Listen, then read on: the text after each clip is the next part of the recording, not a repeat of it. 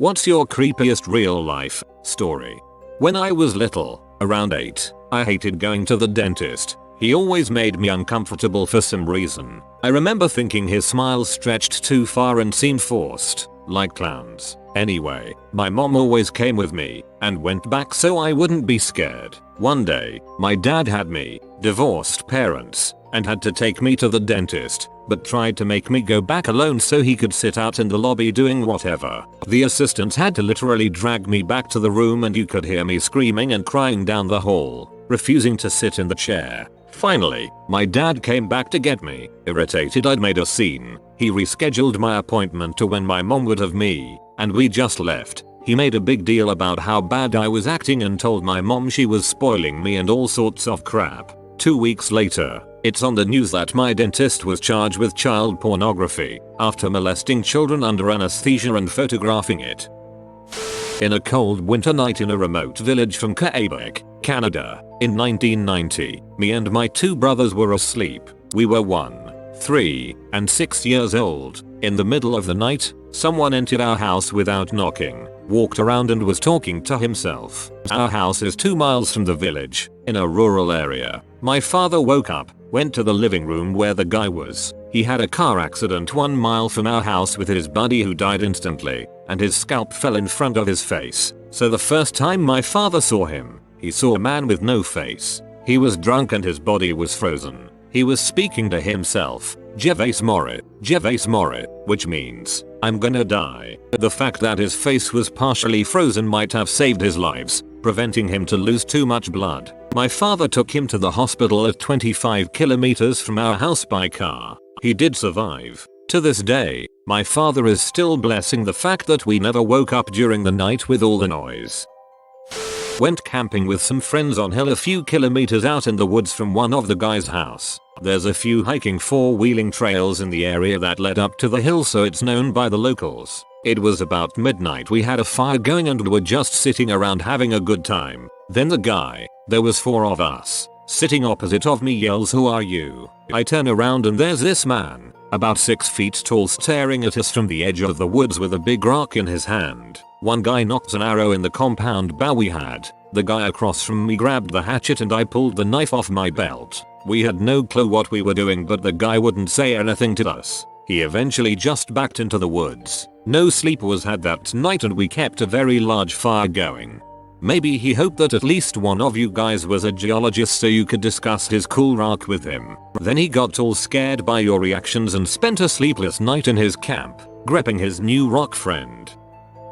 Once I was walking my dog in a park in London, Ont. There are houses that sit on the edge of the park and back onto the Thames River and hiking trails. It was a pretty hot day and my dog was thirsty, so I brought him to the river to drink. We got down to the river and were behind a house with a large privacy fence that sat on the edge of the park. While my dog was drinking, I heard loud banging noises coming from the backyard, like a hammer. I thought somebody was building a shed or something. All of a sudden the hammer stops and a man says, "Shut up. Nobody knows you're here," and the banging began again. I froze in fear and then ran up the bank back into the park. I was now directly beside said creepy house. A man came out of the backyard gate in fatigues with a rusty old wheelbarrow, heading towards 2 quintessential kidnapping vans parked in front of his house. He noticed me looking at him as I was walking past, set down the wheelbarrow and just stared at me until I was out of the park. I called the police when I got home, and I still have no idea what happened.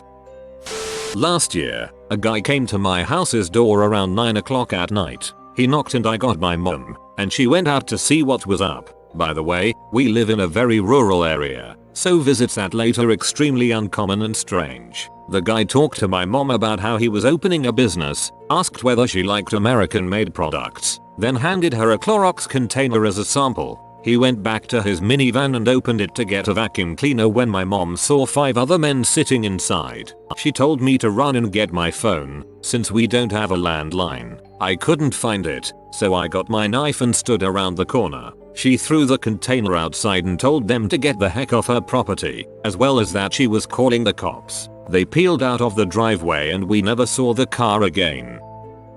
My grandfather owns several forests around the village he lives in, and he drives through them every week to check how the trees are doing and whether something needs to be fixed. A decade or two ago, hitchhikers were very common, even in the thinly populated areas of Bavaria. He encountered them regularly and was always happy to help.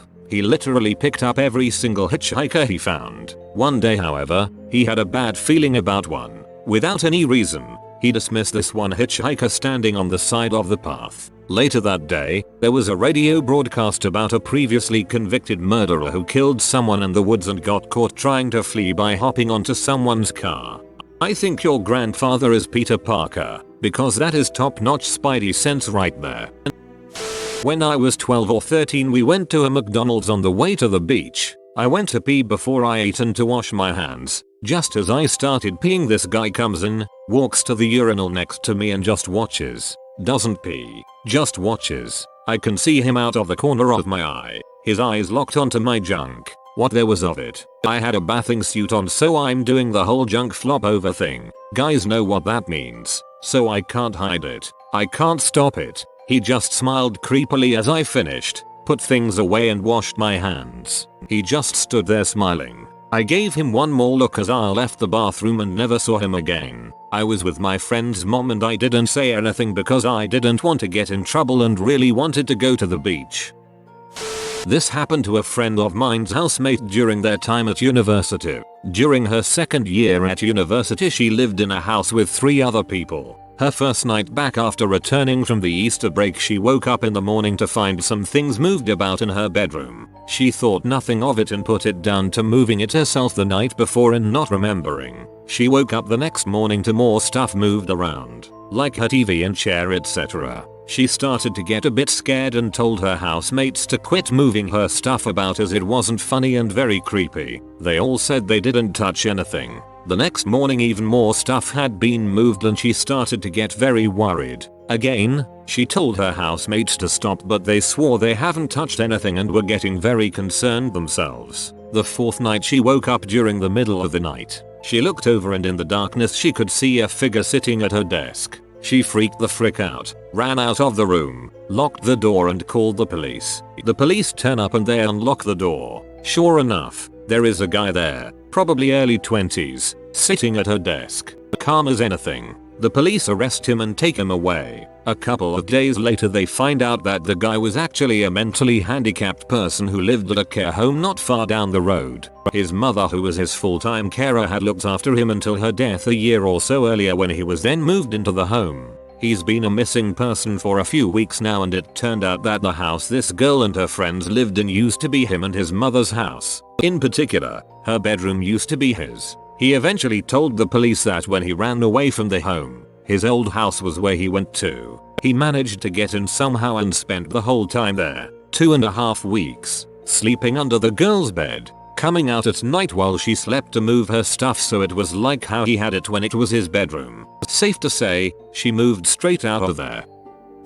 I was driving on some country roads at 1 AM with my buddy one night in the summer. Come up to a 1-lane, old, rickety bridge at the bottom of a valley. The bridge is also next to an old bar that now sits abandoned and is frequently vandalized, so it's already sketchy. Pull onto the bridge and there is a car waiting on the other side. At first we thought nothing of it. If a car is on the bridge, you have to sit there and wait your turn to cross. My friend and I get closer and closer to the car, but something is wrong. We see a white glove waving at us at about halfway to the other side. As we are almost across the bridge, we see that the person waving his white glove has an expressionless mask on. Needless to say, we freak the fuck out as we have to slowly weave around the car and stare face to face with the person still waving. Drive off, scared shitless, but have to take the same road back. We get to the bottom of the hill. Car is still there, but there is no one inside. We kinda look around for a second before we go there, and we haven't been back since.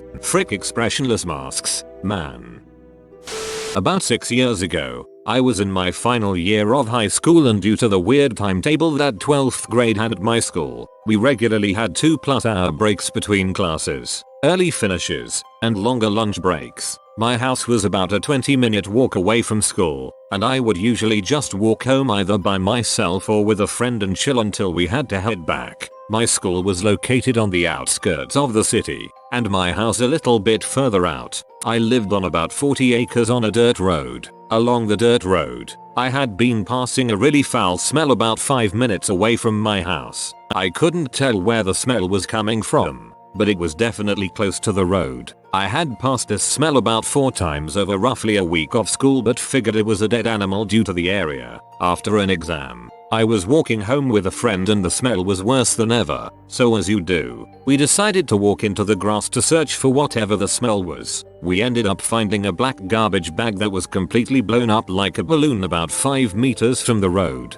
As a joke, I threw a rock at it and it popped and shot out this foul white goo, and immediately, my friend and I started dry reaching. We ran away as fast as we could, laughing and vomiting, back home to my place. I didn't think anything of it as I figured it was a cat or something that someone had dumped. I remember walking back from school the next week, by myself, and there were mounted police on their horses walking down the road slowly, and near one of the entrances to my property, there was a dog squad with sniffer dogs walking around. I didn't take much notice of all the police and what they were doing, but literally as soon as I got closer to the area that we had found the bag, I had a sinking feeling in my stomach and I thought, oh crap. The bag ended up being the body of a girl who had been murdered and was dumped along the fence line of my property. I still feel sick when I think about it.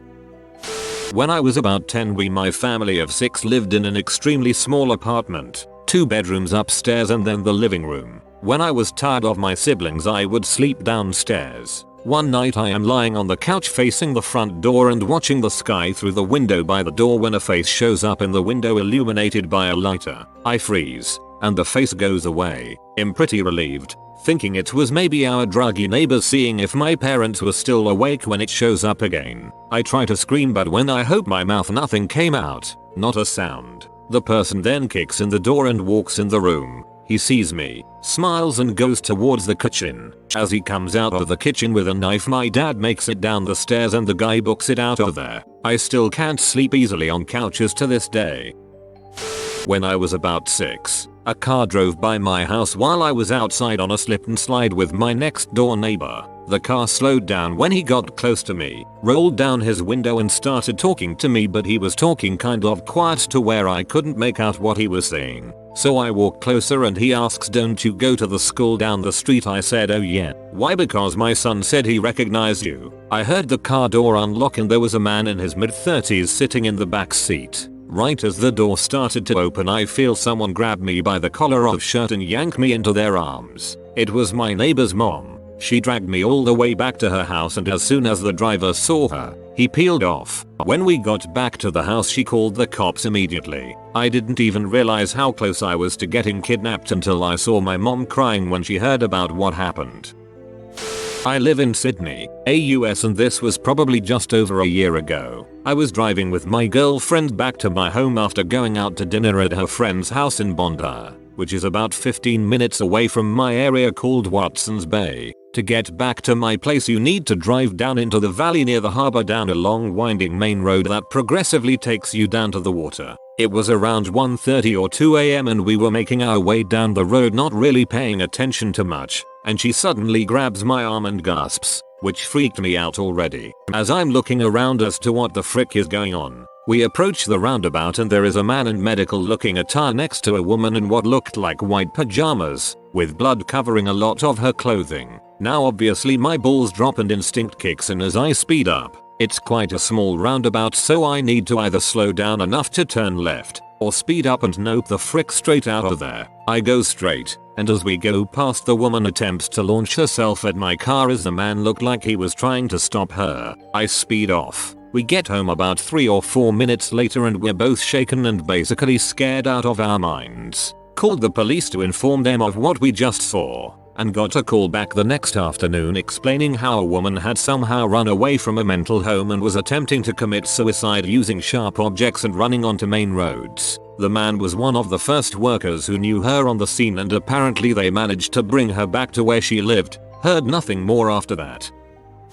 When I was in middle school, my friends and I were hanging out on a trampoline in the backyard late at night, maybe like 11 PM or so. The backyards are all connecting, meaning there is trees and small fences separating them, but you can walk through them. Some guy comes through and asks if we have seen a little orange tabby cat and we told him no. He said he lives around the corner, if we see it he will give us a reward. No joke. 2 minutes after this guy leaves, this little cat wanders through and we think, is that the cat he was talking about? My friend grabs it and we all proudly march to the guy's house to collect our reward. The guy is sitting on his front porch and we bring the cat to him. He's so excited and says, "Oh, I have the reward inside, just come in and I'll give it to you." We were kinda sketched out but we decided to go in and to stay. He says, "Oh, if you don't come in I can only give the reward to the ones that come in." He was gonna give $100 a person to go in. Still, we had 2 guys go in and take what felt like forever, but they came out and had $200 with them. They said there was plastic on everything in there and something felt wrong. I feel as though if we all went we would have been killed, but keeping 2 outside that knew where their friends were I guess was enough to deter him. Still was a weird occurrence. You've been visited by the Good Sleep Capybara. Upvote within the next 5 seconds and you will be blessed with cozy and restful sleeps. If you are new to the channel, you can subscribe. I publish new videos every day. Until then, check out another video, or don't. Either way, have a great day you magnificent people.